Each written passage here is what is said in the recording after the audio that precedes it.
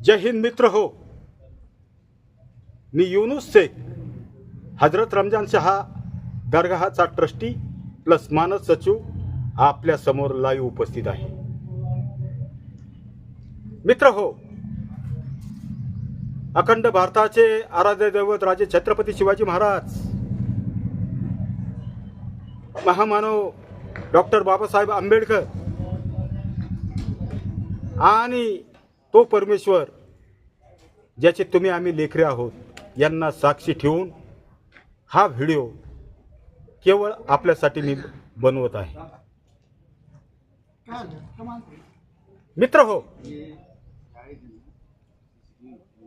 2 मार्च ते 9 मार्च गुहा गावची यात्रेचा कार्यक्रम नुकताच संपन्न झाला. सध्या रमजान महिना चालू असल्यामुळे आम्ही ॲक्शनला रिॲक्शन दिली नाही.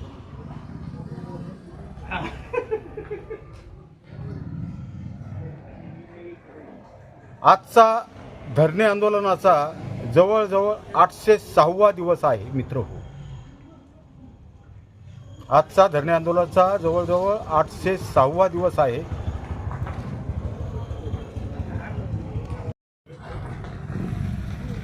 मित्र हो, प्रतिवादी पक्ष म्हणजे जी समोरची जी डमी ट्रस्ट होती त्या डमी ट्रस्टनी जाणीवपूर्वक यात्रा भरवायचा प्लॅनिंग केला होता आणि ट्रिब्युनल कोर्टचा आदेश होता की वादी प्रतिवादी यांनी तिथे येऊ नये. तर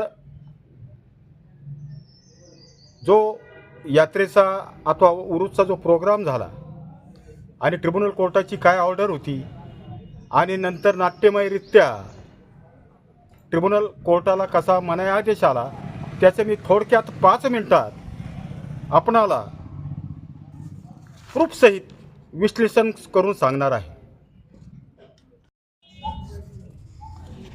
तर मित्र हो, वक्फ खटला क्रमांक 16/2023चा अंतरिम आदेश असा होता, तो तुम्हाला मी 2 मिनिटात वाचून दाखवतो.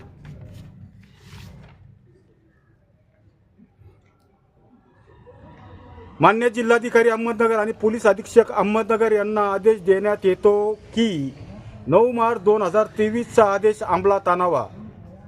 गट क्रमांक 23 गुहा येथे वादग्रस्त रचना सुरक्षित ठेवावी. आवश्यक ते पोलीस बंदोबस्त लावावा. फिर्यादी, प्रतिवादी किंवा इतर कोणालाही त्या ठिकाणी धार्मिक कार्यक्रम करू देऊ नयेत. विशेषतः 2 मार्च 2026 ते 9 मार्च 2026 दरम्यान जाहीर केलेल्या कार्यक्रमांना प्रतिबंध करावा. 9 मार्च 2023चा आदेश या आदेशासोबत जोडावा. प्रशासनाने या आदेशाची अंमलबजावणी करून 10 दिवसात अहवाल सादर करावा. या आदेशाची प्रमाणित प्रत पक्षकारांना देण्यात यावी. दिनांक 5 मार्च 2026, स्थळ छत्रपती संभाजीनगर. आदिल एम खान, जिल्हा न्यायाधीश, महाराष्ट्र वक्फ न्यायाधिकरण. मोहम्मद मोहिद्दीन मोईद. तर मित्र हो, जसा हा आदेश आला प्रतिवाद्यांना घाम फुटला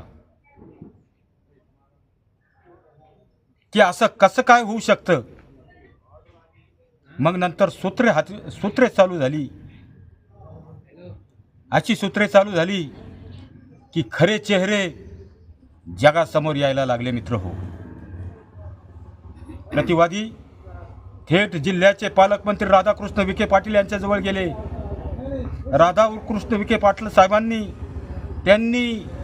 त्यांच्या पदाचा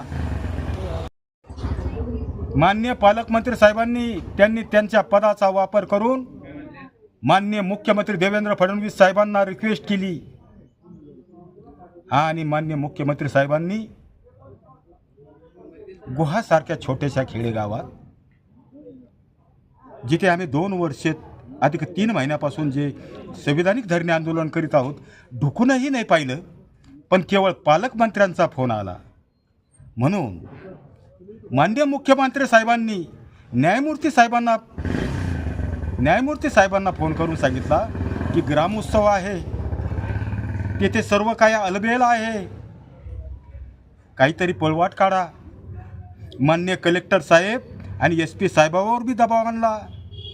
माननीय SP साहेब म्हणले म्हणजे प्रतिवाद्यांचे जे वकील होते, थोडक्यात ऑर्डरच वाचून दाखवतो हायकोर्टाची.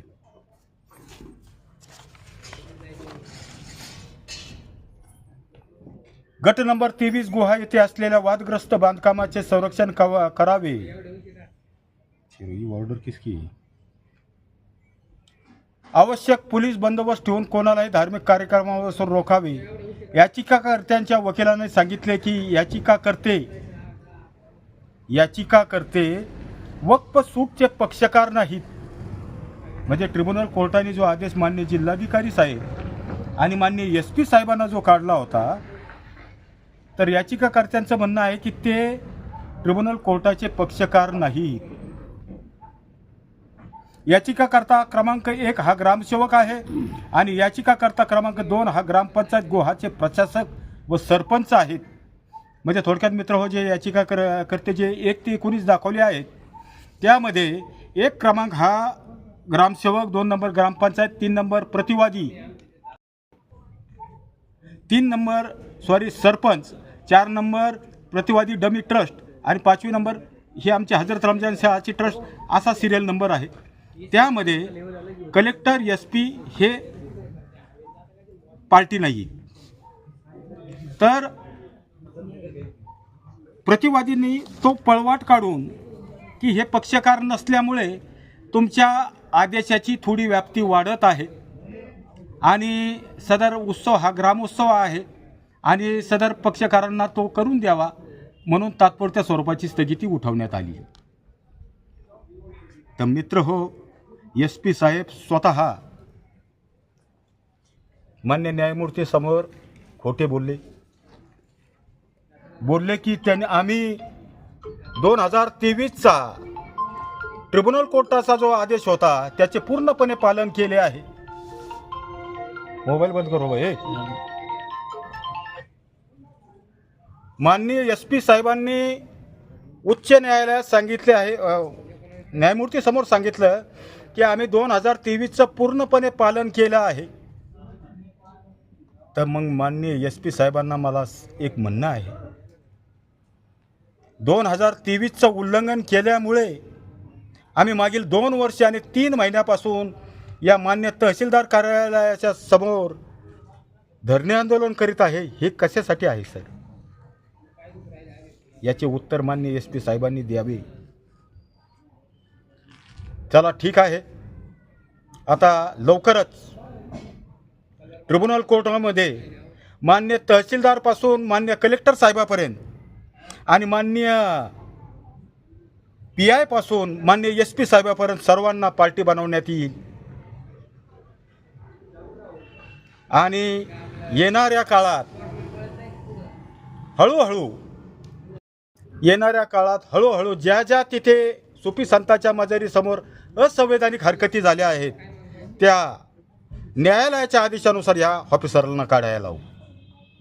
हा शब्द हा हजरत रमजान शाह दर्गाचा ट्रस्टी प्लस मानस सचिव युनुस शेख आपणाला देत आहे.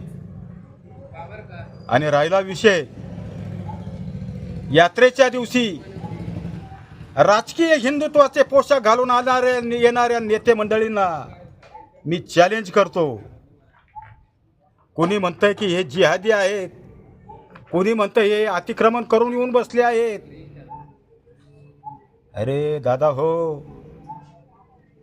राजे छत्रपती शिवाजी महाराजांच्या हिंदुत्वाला मानणारे आणि महामानव बाबासाहेब आंबेडकरांच्या संविधानावर अफाट प्रेम करणारे हे गुहागावचे मुस्लिम मावळे आहेत, हे आपण विसरू नये. अरे तुम्ही काय आम्हाला राजकीय हिंदुत्व शिकवावा?